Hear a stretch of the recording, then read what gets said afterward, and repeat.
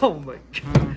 Hey everyone, my name's Alyse. Welcome back to another video. Today I got third place at the Fargo Regional playing a fire deck. Weird, but I played pure Snake Eye, and I decided not to play any hand traps because I wanted to try the like the quick plays and stuff. We'll get more into it in a minute, but I don't know, hand traps just seem fine. I just want to try the different approach that I've seen some people do, and I just like pure more than Fire King because I just hate the Fire King cards. I think they're just so subpar, and like, I don't know.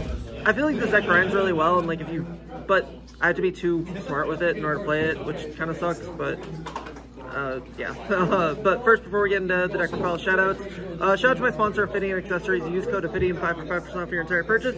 They make some of the cheapest cloth mats on the market at some of the best prices, and they're going through a lot of redesigns right now, and it'll be really cool with some of the stuff they're coming out with, so make sure you check them out. Link will be in the description.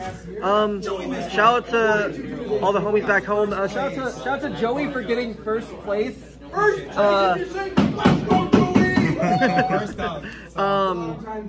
And shout out to all the Minnesota homies, Alan for recording and always being good and helpful, Lang, Mark, Ryan, Brooke lent me a Yu-Gi-Oh card, I guess. She's just some woman that's here, but whatever. Shout out to the Lost Zone and Vour Card Games, best stores in Minnesota. If you're in Minnesota, you should go check them out. And yeah, let's just get into it. I don't know. Oh, shout out to Jibril and Jib and Lund because they always help me a lot, and I appreciate them. But anyways, 3 Diabell, weird. I think with Pure you have to play 3 because you just need to max out on what your real engine is. 2 Ash, 3 Ash, 2 Poplar. I'm tired. The 1 Oak, 1 Birch, and basically another Snake Eye, the Jet, and then Flame Verge. Play 2 of it because I'm playing Pure. I almost want to cut this, but 2 has just been so good, especially with like the field spell. A lot of times I like comboing where I just put this in the Speller Trap off of the field spell and then just like send it, or I just like cycle through the second one. Any initial combo just have better follow-up, so it's cool. And I like Baron a lot. Baron is a really good Yu-Gi-Oh card, and Jet just also, I think Jet's just really good with the Burge when you draw it, so that's always nice. For the last monsters, I played 2 Fenrir. So when I was working out space for my deck list, I only had 2 spots left, and it was either going to be Droll or Nib, but I don't know, neither of them just felt inherently good on their own, and at least like Fenrir like puts up presence on the board and like adds to my end board if I'm going first, so it felt safe. It was okay. It honestly could have just been something else, like whatever. That's it for the monsters. For spells, for engine, play 3 Bonfire, 3 Wanted, only 1 original because I don't think hard drawing this card is it's good, but I think you just have too many ways to get to it, and a lot of the time you're not like hurting for it, because I'd rather see like this than anything else, the field spell, because that just facilitates Pure more, and like this usually just goes for Jet Synchron if I can. Then for the last Snake Eye card or Sinful card, I play the 1 Subversion.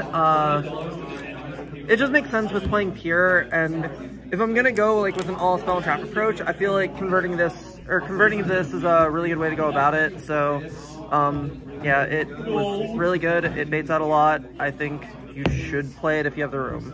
And then for all my non-engine, 3 Super Poly, 3 Econ, 3 Droplets, 3 Cosmic, 3 Talents, and then 1 Called By. So like if we're counting Subversion plus these plus Fender, I have like 18 non-engine, which is like the biggest talking point about why I like this version more than Fire King is just you have so much room for like versatility and like a lot of non-engine. But these cards are just so good because they just like you're playing a deck that is essentially supposed to be a grind and trade deck. So these cards just facilitate like that so much better. Like so many force things from every single one of these cards. Probably the MVPs were like Super Poly. Droplet was actually surprisingly good. Like Droplet Econ were mainly for just like dodging stuff and just trying to like maintain board advantage, which they performed really well. I only played against like 2 fire decks, so like Cosmic wasn't insane, but it came up enough against some random things. But that is the main deck, 40 cards, thank God. Then for the extra deck, the Link Karibo, IP, Little Knight, 2 Charmers, Phoenix. I only have room for 1 Princess, Whale, Raging Phoenix, Zelantis, and Apo. In Pure, this card just seems harder and harder to make as time goes on, but I think you still need to play it. But I really wish I could play a second Princess, but because I had to fit in Super Poly, there just wasn't room for it, but I really wish I played the second. I need to find room for it. I'll figure it out, I guess. That's it for the links. For Synchros, I only play the 1 Jet and the 1 Baron. I decided to cut the Savage because a lot of the time, it just seemed really win more, and it could just be devoted to like other plays, and there's no ways to like kill and grind that I just don't. If I wanted to fit Super Poly, I had to cut it, or I only play 1 Super Poly target, but both Super Poly targets came up, so Savage just felt fine. I don't think I ever missed it. And then 1 Mud Dragon and the 1 Garura. I Super Poly'd in both of these a lot, and this card's insane. So you have to plan if you're going to play Super Poly. Then for the side deck, the only hand traps in my deck, 3 Ash and 3 Bell. It's mainly just for Rogue. Like, I don't even set this card in for the mirror anymore, just because with how my main deck's already situated and what else I have to put in. So yeah, it's just best cards for Rogue. And then for Solar Release, again, since I'm not going like hand trap approach, even if people are playing anti-spell, I have like Cosmic, plus I also have Evenly, so this card should usually resolve, and it's just such a blowout that I think I need to play it. 3 anti-spell, this just felt like the best flood, or like going first card. I know like DG and like there's a lot of different cards that are randomly big right now, like Judgment, Summon Limit. This just feels the best because as the format goes on, people are going more to like spell cards, power cards, trade cards. So I feel like this just covers the most options and just feels relatively safe compared to the others. And yeah, if I'm just winning the grind, I should just be winning. So I think that it helps with the grind better. And then last card, like I said, 3 Evenly. I think this card overperformed. I think I put it in against almost every matchup. People really can't play around Evenly that well right now. And if I can, then like I have the other cards in my deck to take care of it. And it also helps with anti-spell.